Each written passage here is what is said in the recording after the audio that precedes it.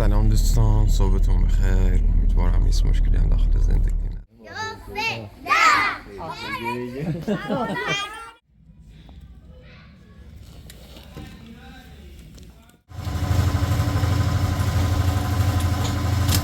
ما واقعا بسیار غلیظ و رقیق.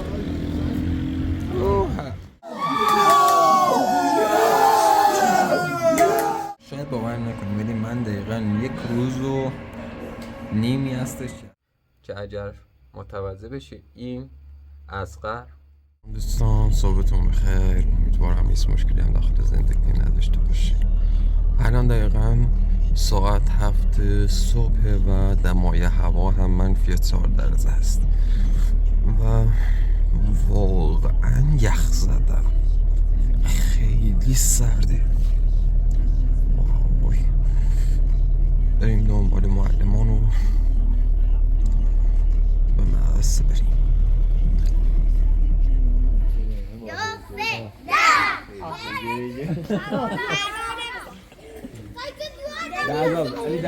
علی در عذاب تا نمیخواد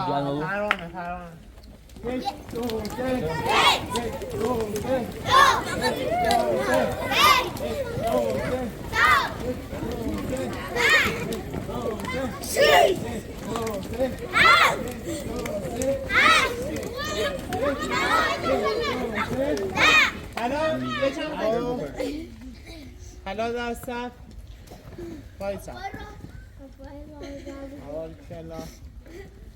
خب گردن 1 2 3 1 2 3 1 2 3 1 2 3 1 2 3 1 2 3 1 2 3 1 2 3 نوید مثلش. سلام کنم 1 2 3 آها چه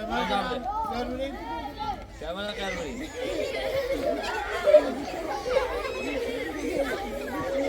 نوید دست بده چمنت. نوید کن تو همین چی به چطوری بزنی. خب درزا دوباره درزا بزنید.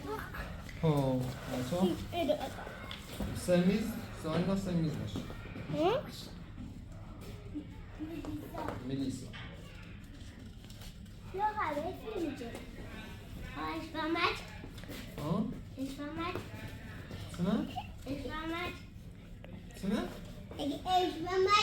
با چی؟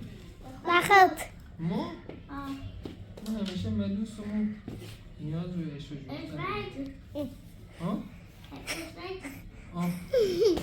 اگه سری بعدش چی گفتیم؟ 11 olsun.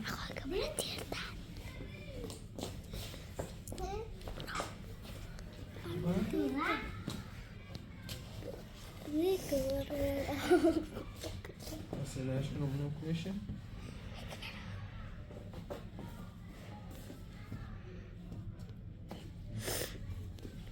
Gidiyor.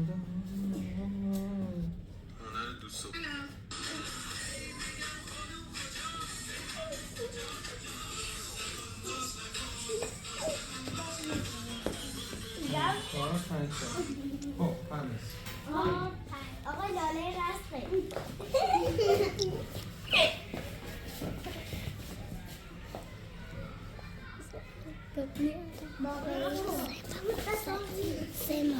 آقا نویده چی کنه؟ آقا ملیسا دست ناوردش. ملیسا کی شما؟ دست کن. فیلم عشق کی جوره؟ این فیلم عشق؟ فیلم میزی جوره. آقا من بریم. من تا داری ملیسا نبریم. بیا نزدیش بگی بیا دست بگی. آقای سیفو چیه؟ من آقا صدا دارم 5 4 خب یه 4 یه 5 1 و 2 و 3 و 4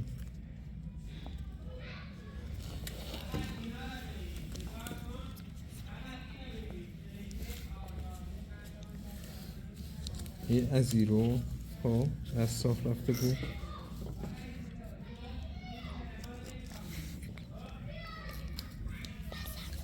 یه هستی خب حالا دوستان متاسفانه دوباره ماشین خراب شده بین راه منطقه که داشتی برمی‌گشتیم دیدیم اصلا کار نمی‌کنه و موتورش ایرادی بسیار زیادی بخاطر آزادش داخل فرزا این ایرادو برقرار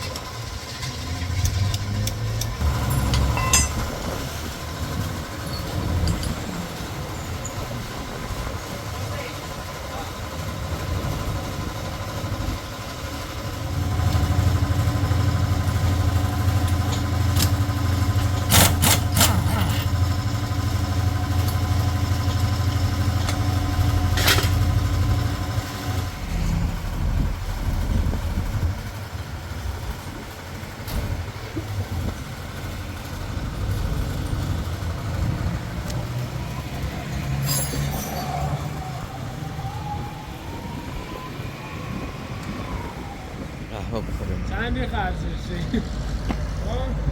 چند می‌خرجی؟ قهوه دل ما بهش قهوه ما واقعا بسیار غلیظ و رقیق دایتون شکلات نوید باش بخریم بابا این شکلاتی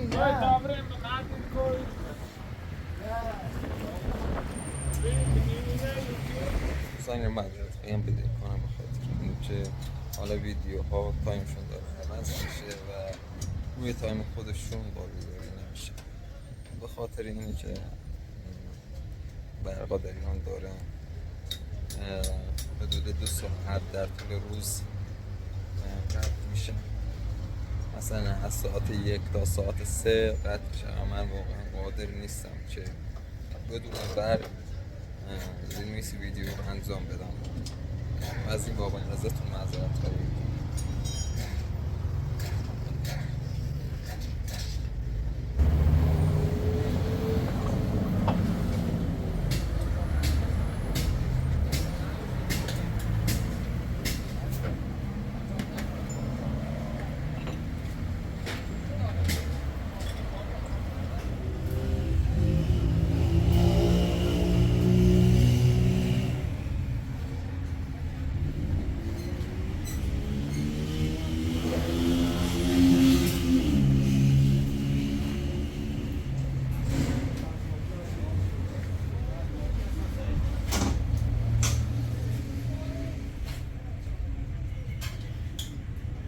مجدد خدمت شما دوستان عزیز امیدوارم تا این موقع اوقات خوش رو سپری کرده باشین به خاطر این تأخیرهایی که در بارگذاری ویدیو مواجه شدیم ازتون معذرت میخوام و امیدوارم که منو با بابت این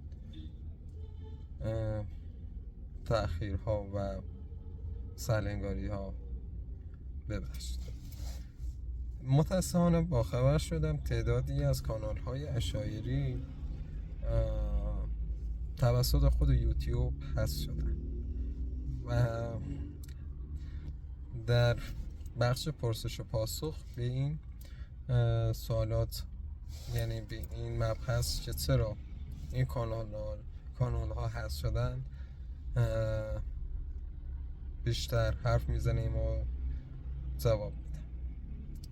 الان اومدم داخل قهوه آریا تا هیچ قهوه‌ای بخورم بعدشم بازی پرسپولیس و استقلال که یک دربی بسیار حساس بین تیم های ایرانی هستش رو نگاه کنم.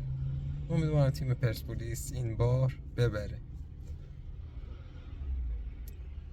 در مورد حکم دادستانم در همون بخش پرسش و پاسخ دوباره حرف میزنم و امیدوارم تا پایان ویدیو با ما همراه باشید.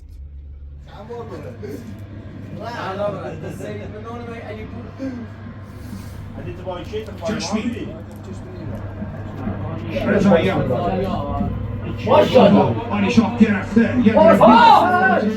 همین کار هم انجام میده علی برو ساقه تو دوستون در یک بازی با تو پنالتی میزنه خودش میزنه خیلی خاصه واقعا هیجان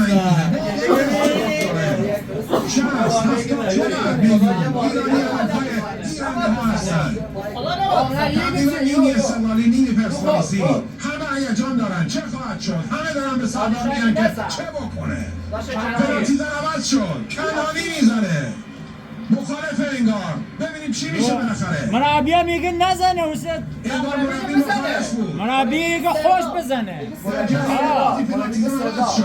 حالا کنانی مربی میزنه، میگه سردار پنالتی رو زنه و اونجا گلش کرده. این چهره حالا اون نفس راحتی چه خواهد شد. حالا یک کاپیتان در مقابل کنانی، یک کاپیتانی که قبلا توپ گرفت. ها این بار چه خواهد شد؟ بشماری 3 2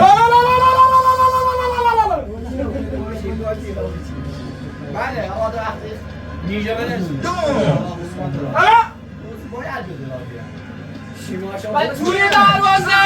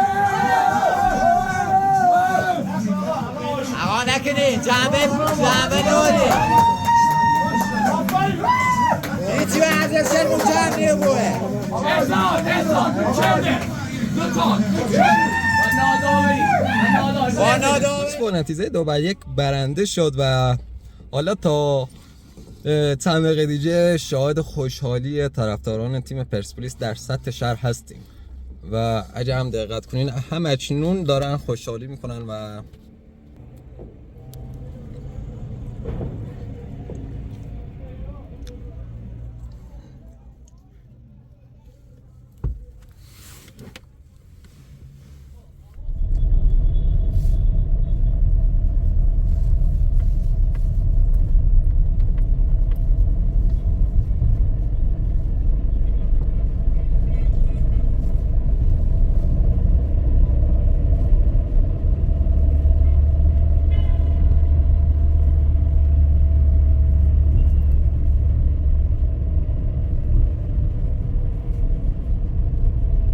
های حساس نیروی انتظامی هم وارد خیابون میشه. حالا نمیشه قشنگ که حالا امنیت رو برقرار کنن و نذارن درگیری رخ بده، چون واقعا این دو تیم یکی از تیم‌های پرطرفدار داخل آسیاست.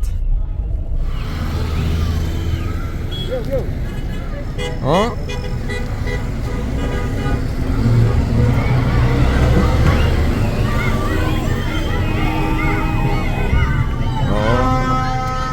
شام دو چرخ سواران.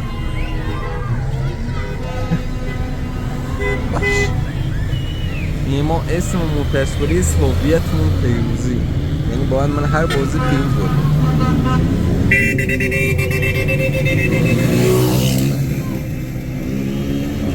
ایشا هم چیسه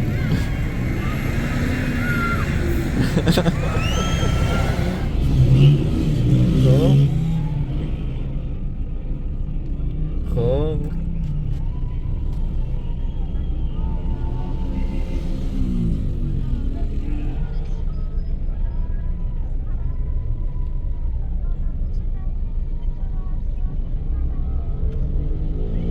شاید باور نکنیم ولی من دقیقا 1 روز و نیمی هستش که اصلا نه به غذا نزدم و حالا اومدم داخل رستوران هم سوپ و هم مرغ سفارش دادم تا بخورم.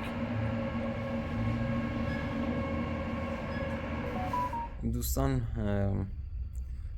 امروز کلا تاریخ رو فراموش کرده بودم و یادم رفته بود امروز باید هزار خونه رو پرداخت کنم و الان که داخل حالا اینترنت سرچ کردم دیدم واقعا همین امروز نوبت پرداخت هزار خونه هستش.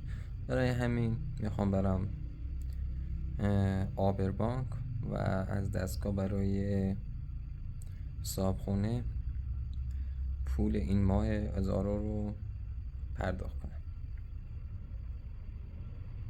سلام مجدد خدمت همه شما دوستان عزیز. امیدوارم تا این موقع اوقات خوشی رو سپری کرده باشین. قبل از هر چیزی باید دلیل آپلود نشدن ویدیو رو در دیروز بگم. این که بعد از برطرف شدن مشکل ماشین من یک قرار داشتم با روان پزشک و باید حتما میرفتم و دنبال کارهای پزشکی خودم بودم، ولی خب نمیخواستم شما رو با دیدن پزشک و داروها ناراحت کنم. چون کسایی هم هستن هر وقت من میرم بیمارستان منو متهم به کسی میکنن که دنبال ترحم هستم و این چی میخوام از احساسات شما دوستان و بینندگان عزیز رو استفاده کنم، در حالی که واقعا این گونه نیست و واقعا شما رو من مثل خانواده خودم میدونم. خاطر همین میخوام از زندگی روزمره خودم شما رو باخبر کنم. به هر حال از شما دوباره معذرت میخوام. خب حدود دیروز بود باخبر شدم حدود 6 الی 8 تا از کانال های عشایری که خودشون رو عشایر معرفی کردن برای همیشه از دسترس خارج شدن، ولی خب به دلایلی نمیتونم اسم اونها رو بگم و حتما شما خودتونم متوجه شدین تعدادی از این کانال ها از دسترس خارج شدن. حالا دلیل واقعی اونها رو واسه شما دوستان عزیز میگم.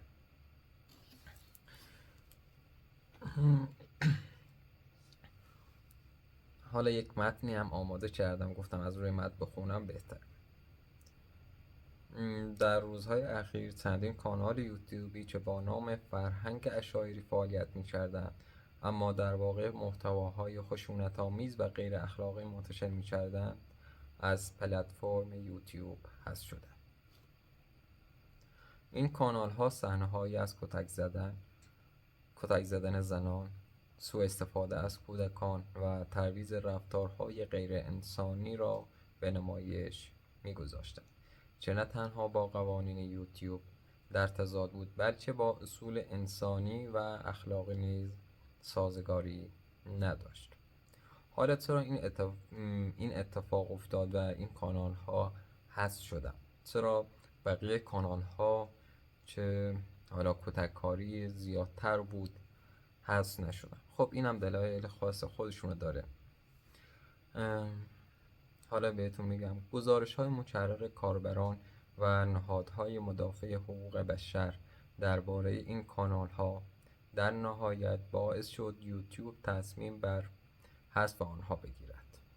بسیاری از افراد از جمله من بارها به این مسئله اعتراض کردیم که برخی از این کانال ها به جای نشان دادن زندگی واقعی عشایر، خشونت، سوء استفاده از سوء استفاده و تحقیر زنان و کودکان را ترویج می‌کند.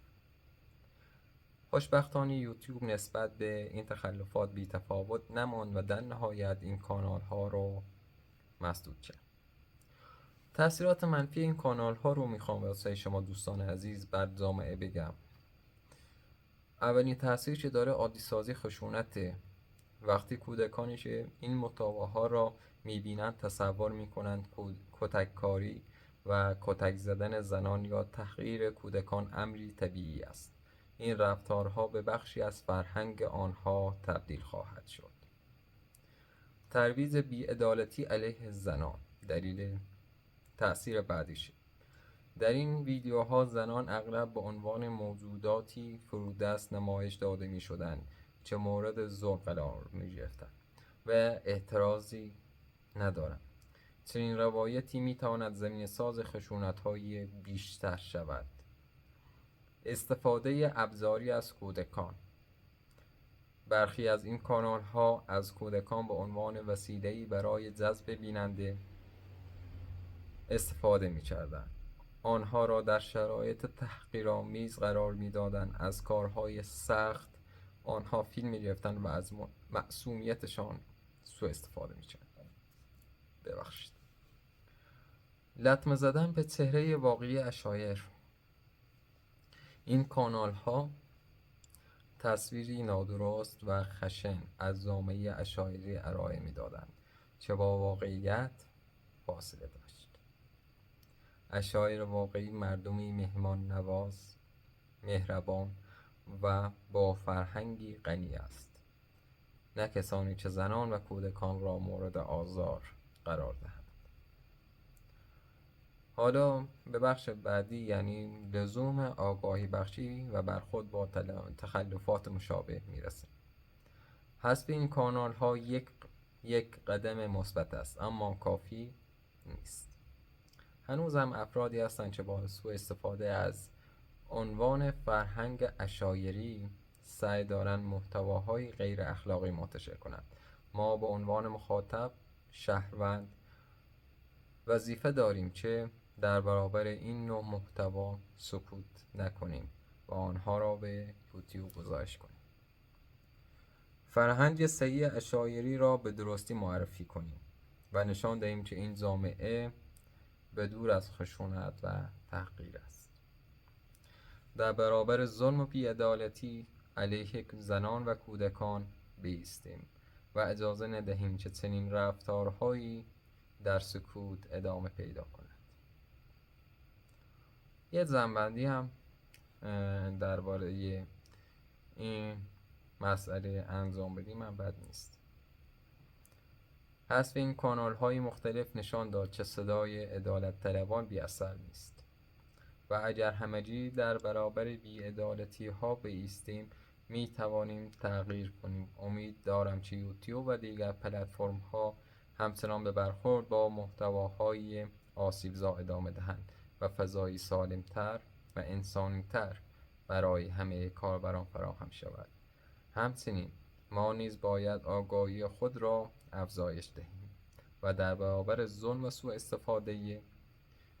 استفاده از زنان و کودکان بی تفاوت نباشیم. اینم از این. حالا به یک سوال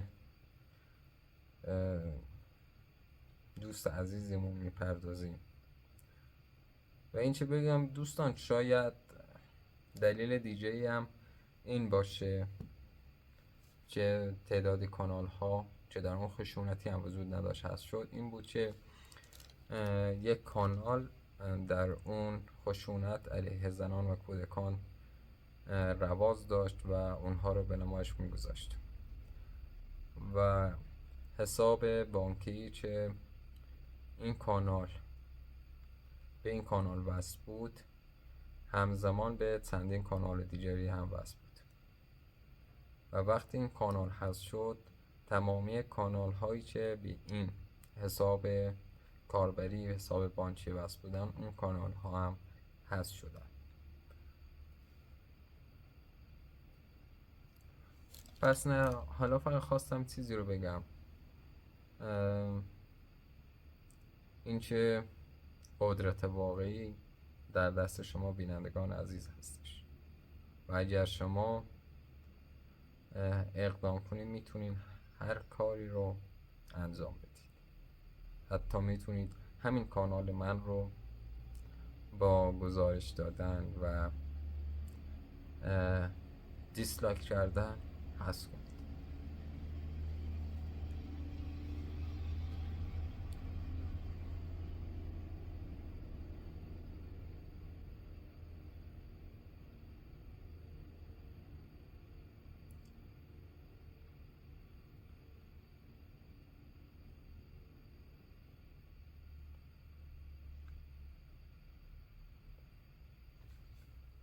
دوست عزیز نشه آیا هنوز هم زنان در روستاها به دلایل ناموسی کشته می شوند؟ خب در جواب به این سوال باید بگم قتل ناموسی یکی از تلخترین و جنجالی ترین موضوعاتی است که هنوز در برخی جوامع سنتی و اشعاری دیده میشه. مثل همون موردی که گفتم، وقتی یک دختر در یکی از روستاهای لردگون با ازدواج اجباری مخالفت کرده بود و همراه معشوقه خود به یکی دیگر از شهرها فرار کرده بود و وقتی برگشت توسط برادر خودش با آتش کشیده شد. در این موارد اعضای خانواده معمولاً پدر، برادر یا عمو به بهانه حفظ آبرو و شرف دست به قتل زن یا دختری از خانواده میزنند. دلایل قتل های ناموسی رو الان بهتون میگم. روابط خارج از ازدواج یا سوء ظن به خیانت. حتی اگر زنی رابطه ای نداشته باشد، فقط یک شایعه یا سوء ظن کافی است که او را قربانی کند. ازدواج بدون رضایت خانواده. در بسیاری از روستاها و عشایر ازدواج باید با تایید خانواده صورت بگیرد. اگر دختری بدون اجازه ازدواج کنند، ممکن است هدف انتقام خانوادگی قرار بگیرد. رد کردن ازدواج اجباری. برخی از دختران که حاضر به ازدواج اجباری نیستند ممکن است از سوی خانواده تهدید شده و در مواردی به قتل برسند. لباس و رفتار متفاوت از عرف جامعه. پوشیدن لباس‌های مدرن، حضور در شبکه‌های اجتماعی یا داشتن دوستانی خارج از چارچوب سنتی می‌تواند باعث ایجاد حساسیت در خانواده شود. مسائل مالی و ارثی. در برخی موارد قتل‌های ناموسی پوششی برای اختلافات مالی و تصاحب اموال زنان است. چرا قتل‌های ناموسی هنوز رخ می‌دهند؟ باورهای سنتی و تعصب‌های فرهنگی مهمترین دلیل اونه. در برخی جوامع آبروی خانواده از جان یک فرد مهمتر تلقی می‌شود. ضعف قوانین و مجازات‌های سبک دلیل دیگه‌ایش هست. در بعضی کشورها، مخصوصا کشور ایران، قاتلان ناموسی مجازات کمتری نسبت به قاتلان عادی دریافت می‌کنند، چون این قتل‌ها تحت عنوان دفاع از ناموس توجیه می‌شوند. یه چیزی رو هم بهتون بگم، اگر یک دختری توسط برادر یا پدر خودشون کشته بشن، فقط شاید چند ماه به زندان انداخته بشن، وگرنه قصاص یا اعدامی در کار نیست و حتی مدتی که اون شخص داخل زندان هست بیشتر از 1 سال نیست. فشار اجتماعی و نگاه مردم. حتی اگر خانواده تمایلی به خشونت نداشته باشند، فشار محیط و ترس از قضاوت دیگران می توانند آنها را وادار به انجام این جنایت کنند. متاسفانه حتی اگر یک بحث کوچیکی با این خانواده صورت بگیره، مردم برای این چه به اون خانواده ضربه بزنن، حتی با حرفاشون درباره ناموسشون، در مورد دختران و زنان خود اونها حرف میزنن و اون خاطره بد رو یادآوری میکنن که دختر شما اون کار رو بد رو انجام داد و آبروی شما رفته و طعنه‌های بسیار زیادی به اون خانواده میزنند. اگر اون خانواده هم واقعا تمایل به خشونت داشته باشن، با شنیدن چنین حرف‌های طعنه‌آمیزی و تلخی مجبور میشن بر اثر عصبانیت زیاد دست به قتل دختر یا زن خود بزنن.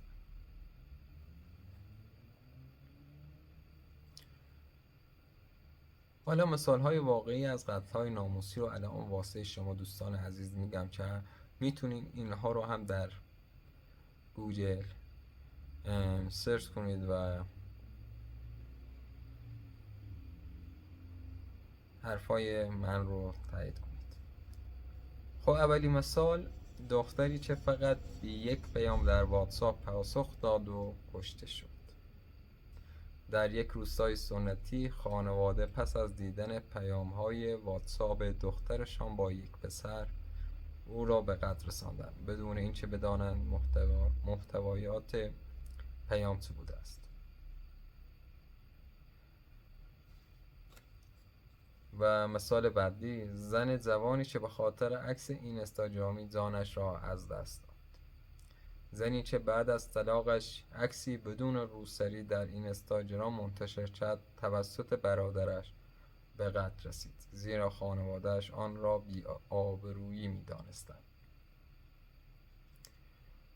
سوال پیش میاد، آیا قتل‌های ناموسی در حال کاهش هستند یا نه؟ افزایش آگاهی مردم و جنبش‌های اجتماعی. فعالان حقوق زنان و رسانه‌ها در حال آگاهسازی جوامع درباره این مشکل هستند. در برخی کشورها قوانین سخت‌گیرانه‌تری علیه این قتل‌ها وضع شده، اما همچنان در بسیاری از مناطق مجازات‌ها سبک هستند. بسیاری از زنان تلاش می‌کنند از این شرایط فرار کرده و استقلال بیشتری پیدا کنند. شاید قتل‌های ناموسی در شهرهای بزرگ کاهش پیدا کرده باشه، ولی خب متاسفانه در جوامع دورافتاده، مناطق دورافتاده واقعا کاهش پیدا نکرده و اگر خانواده‌ای حتی مشکوک بشن به دختر یا زن خودشون، متاسفانه یا اون دختر رو کتک میزنن یا به قتل میرسونن، چه واقعا جای تأسف داره. و جالبش اینه که بعد از اینکه این قتل رو انجام میدن اظهار پشیمانی و ندامت میکنن، ولی دیگه فایده نداره. ندامت و پشیمونی اون دختر یا اون زن رو به این دنیا بر نمیگردونه و این پشیمونی و عذاب وجدان تا آخر عمر همراه اون شخص هست. پس بهتره قبل از انجام هر کاری خوب فکر کنیم و بر عصبانیت خودمون غلبه کنیم.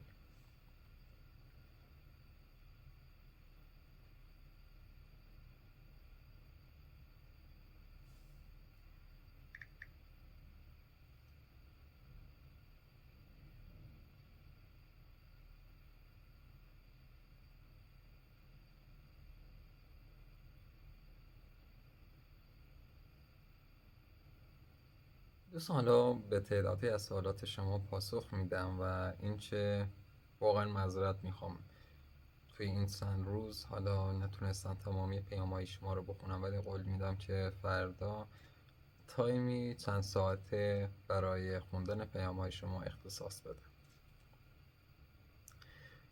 خب چندین سوال پرسیدین که چرا مردم در مراسم خاکسپاری با موسیقی میرقصن. این یک نوع موسیقی هستش که در زبان محلی به اون موسیقی تپی گفته میشه، که در مراسمات عزاداری و تشییع جنازه به صدا در میاد. و وقتی که حالا فردی که فوت شده ناکام از دنیا بره، یعنی ازدواج نکرده باشه، در مراسمش میرقصن و تا این حس منتقل بشه که اون زبون رقص عروسی خودش رو دیده باشه، یا اینکه نشون بدن این زبون ناکام از دنیا رفته، یعنی بدون ازدواج از دنیا رفته.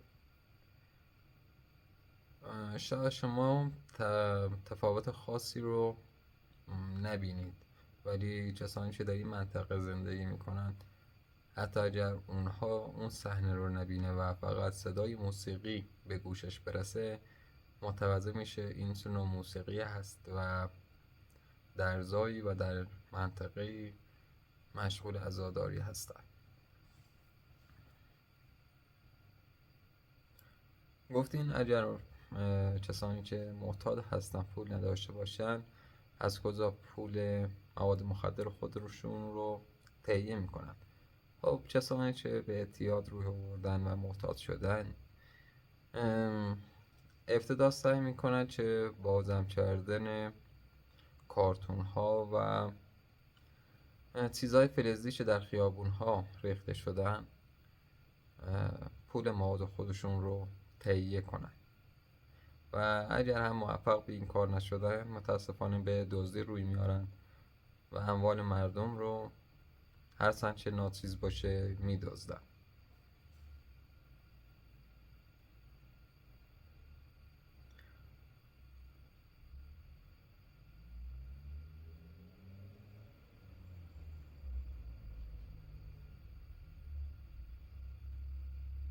خب نشین، دیروز به من جواب دادی که همه در مورد اصغر میدانن که او معلم است و نیاز به اثبات نیست. فکر کنم من یه عکس دارم از این که اصغر معلم هستش، زمانی که من در منطقه دودرا تدریس میکردم. آها، پیداش کردم.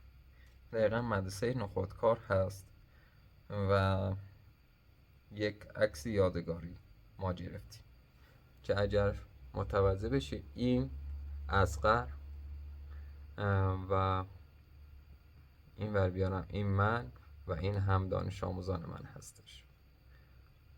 اصغر مسئول رسیدگی به معلمان مدارس منطقه دودرا بود که همونطور هم که میبینید در درسش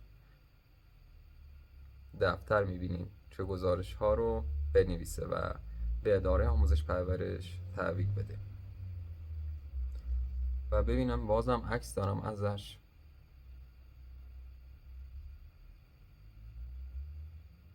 فکر کنم عکس ها اکثرا پاک شدن، ولی اگر داشته باشم اونو بهتون نشون میدم. وایسی.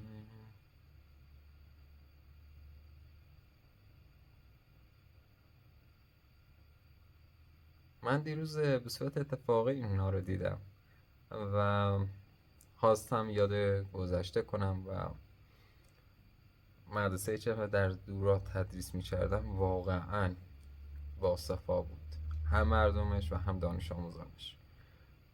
مثل رقصی که انجام میدادن دانش آموزان و بچه‌های با معرفتی بودن. یک ویدیو از یک دانش آموزم دارم که فقط واسه این چه خاطری داشته باشم از اون مدارس تهیه کردم گرفتم، ولی خب نمیتونم اونو به شما دوستان عزیز نشون بدم. و هر وقت که اون ویدیو رو میبینم واقعا از ته دل میخندم.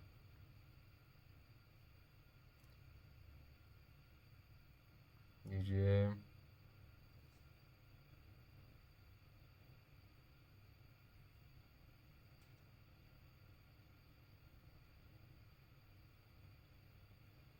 نه، متاسفانه عکسی از اصغر ندارم، ولی واقعا من حقیقت رو میگم و دوست ندارم شما رو فریب بدم. اصغر یکی از معلمان زحمتکش منطقه دودرا و شاعری هستش. زحمات زیادی واسه این مدارس انجام داده. متاسفانه عکس دیجه‌ای ندارم. اینم عکس چند سال پیش منیم، عکسی که حالا موهای سرمو خیلی کوتاه کرده بودم و اینم عکس دیگه هم هست زمان که کوهنوردی رفته بودم و لباسهای سربازی داداشم رو تن کرده بودم. اینم یه عکس دیگه. خاطرات خوشی داشتم اون موقع، واقعا دردسرای کمتری رو داشتم، مشکلات فکری کمتری داشتم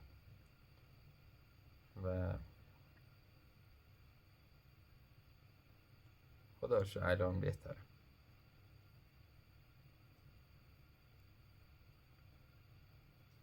خب برسیم به بقیه سوالات شما.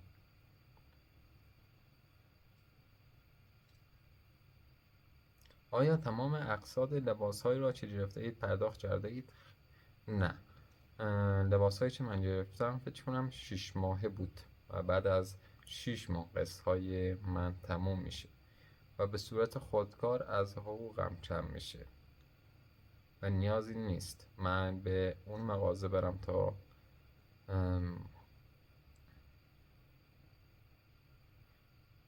قسط خودم رو پرداخت کنم.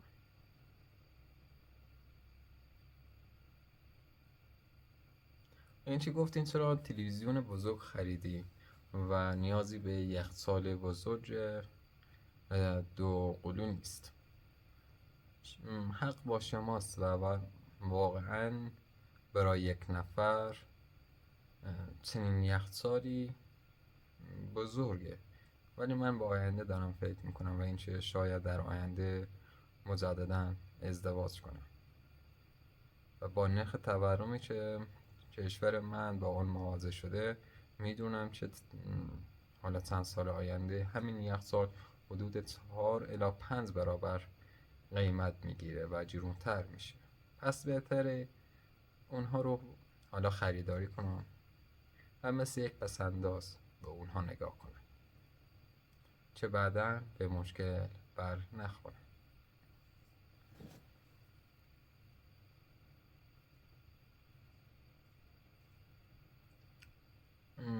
ما حالا منتظر یخچال و اجاقاز هستیم. بله.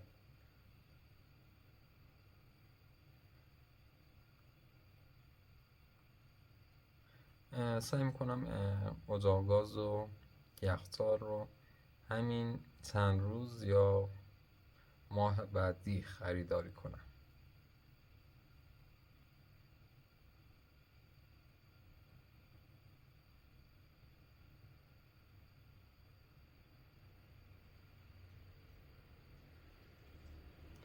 خب در مورد نحوه نصب کردن ماشین لباسشویی سوال پرسیدیم که چرا این گونه نصب شد. خب ما فعلا نصبش نکردیم و فقط اون شخص که از شرکت اسنوا اومده بود گارانتی ماشین لباسشویی رو تایید کرد، چون قبل از نصب باید شرکت گارانتی رو تایید کنه. و اینکه حالا در روزهای آینده یک نفر رو میارم تا ماشین لباسشویی رو نصب کنه، چون باید حالا لوله کشی انجام بشه. این آپارتمان تا که اجاره میکنیم؟ فکر کنم حدود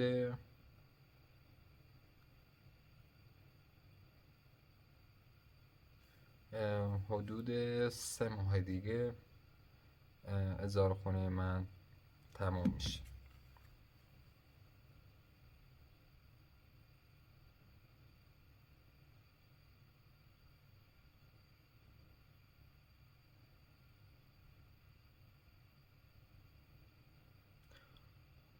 در مورد این که چرا جواب شما رو در پلتفرم حالا واتساپ یا این اینستاگرام نمیدم، بخاطر اینش واقعا وقت کافی رو ندارم و سعی میکنم کم کم به سوالات شما پاسخ بدم و از این بابت ازتون معذرت میخوام. امیدوارم منو با خاطر این تأخیرات ببخشید. دوستتون دارم و امیدوارم هر کجای جهان هستید یک زندگی شاد، موفق و پیروزی داشته باشید. خدا نگهدارت.